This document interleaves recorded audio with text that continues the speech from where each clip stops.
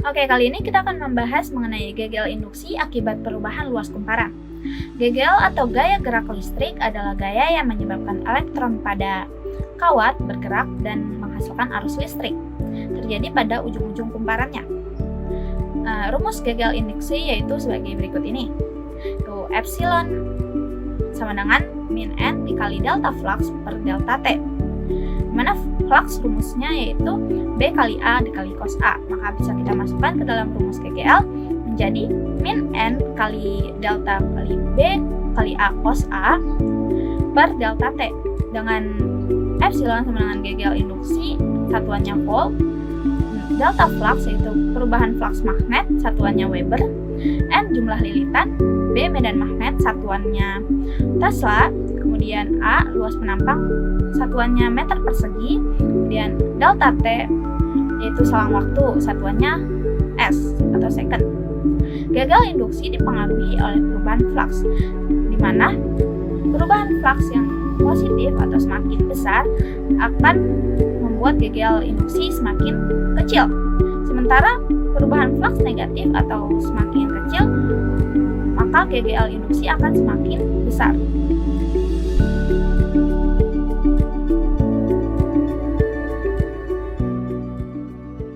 Nah, untuk mengetahui GGL induksi akibat perubahan luas bidang kumparan, perhatikan gambar di samping saya ini. Di sini terdapat kawat penghantar berbentuk huruf U yang di atasnya terdapat kawat penghantar peki dengan panjang L dan mudah bergerak bebas di atas kawat penghantar U. Kawat penghantar ini berada di medan magnet yang arahnya masuk ke dalam bidang atau kita simbolkan dengan X.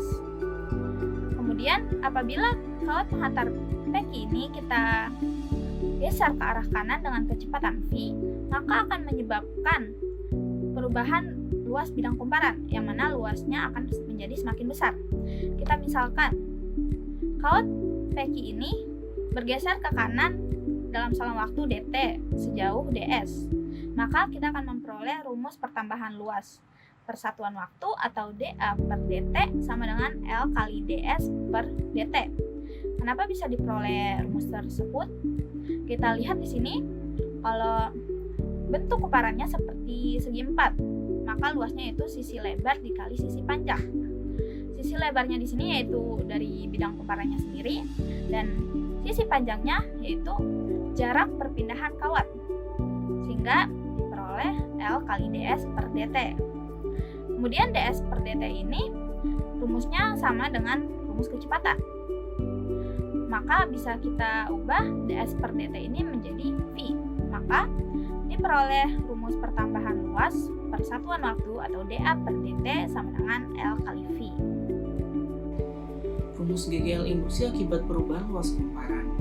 Nah, tadi kan udah diketahui kalau rumusnya itu berbunyi GGL induksi sama dengan min N dikali D kali B A cos theta per dt. Untuk rumus yang ini, karena kita membahas perubahan luas, maka nilai B dan theta kita anggap konstan. Kalau nilai konstan dikalikan dengan suatu variabel, kan nilainya nggak berubah. Berarti bisa kita keluarin dari rumus menjadi GGL induksi sama dengan min N dikali B cos theta dikali dA per dt. Sekarang sisa turunan terhadap A terhadap T. Nah, kalau pada soal itu kan ada gambar loop kawat berbentuk U yang ke samping. Ada resistor yang menjadi hambatan dari kawat itu sendiri, dan ada kawat lagi yang memotong dari ujung sisi. Kawat ini bisa digeser-geser, panjangnya yaitu L. Nah, kalau panjang daerah kawat yang bisa digeser-geser menuju resistor, itu kita anggap X. Kalau kita perhatiin lagi, bentuk loop yang dipotong oleh kawat ini kan persegi. Berarti bisa kita ganti dengan rumus luas persegi menjadi GGL induksi sama dengan min N dikali B cos theta dikali D dikali X kali L per dt. Nah, kalau di soal nanti kan kawat digeser ke kanan atau ke kiri, maka perubahan luas yang terjadi itu oleh panjang jarak kawat geser yaitu X. Karena L-nya ini kan nggak berubah atau bersifat tetap, berarti bisa kita keluarin aja dari turunannya menjadi GGL induksi sama dengan min N kali B kali L cos theta dx per dt. Nah, di rumus itu kan ada dx per dt. Kalau kita ingat-ingat lagi materi sebelumnya, dx per dt itu adalah percepatan. Berarti bisa kita ubah menjadi GGL induksi sama dengan min N dikali B kali L cos theta kali V. Nah, karena cuma ada satu loop, maka nilai N-nya itu 1. Cos ini kan sudut antara nilai normal dan B-nya. Karena keduanya itu sama-sama memasuki bidang, sehingga sudutnya itu 0 derajat. Cos 0 nilainya 1. Jadi bisa kita ubah lagi rumusnya menjadi GGL induksi sama dengan min B dikali L kali V. Nah, jadi didapat rumus yang gak seribet yang awal. Untuk B adalah medan magnet, L adalah panjang kawat yang digeser, dan V adalah kecepatan kawat yang digeser.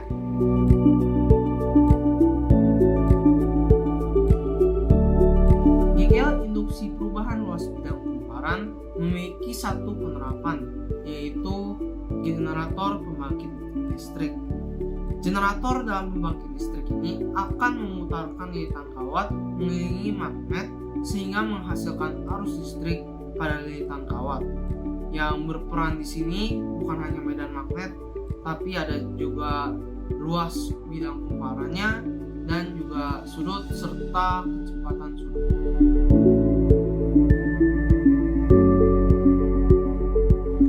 Supaya memahami teori yang udah dijelasin barusan, kita akan masuk ke contoh soal.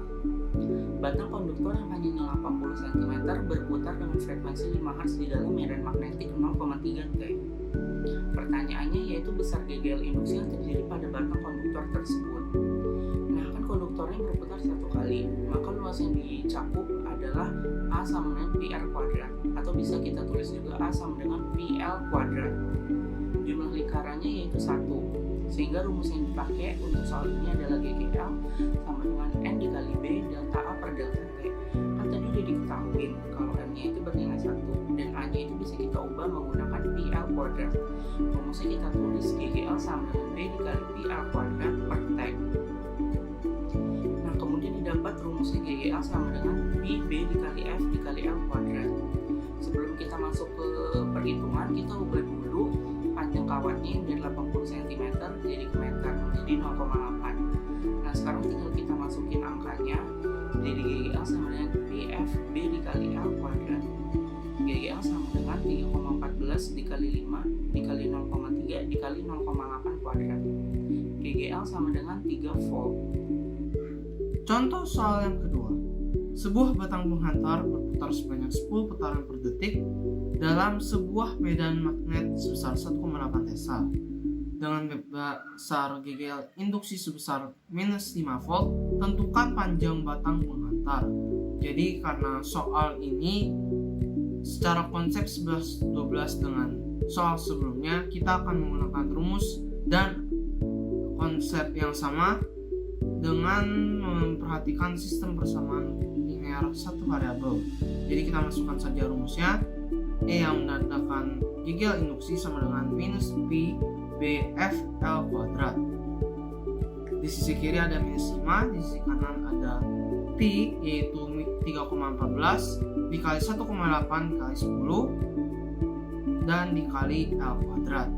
Jadi kita ketemu L kuadrat itu adalah 5 per 56,62. Setelah kita bagi, ketemu hasilnya 0,08 meter kuadrat.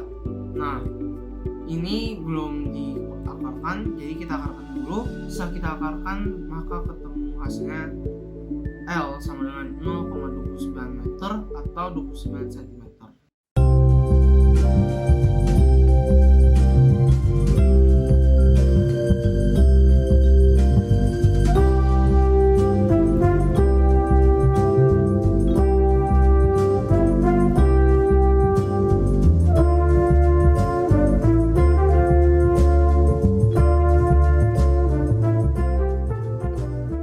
Itu tadi merupakan penjelasan materi tentang GGL induksi luas bidang kumparan. Mohon maaf bila saya dan rekan-rekan saya ada salah kata dan ada yang kurang berkenan. Untuk perhatiannya, terima kasih.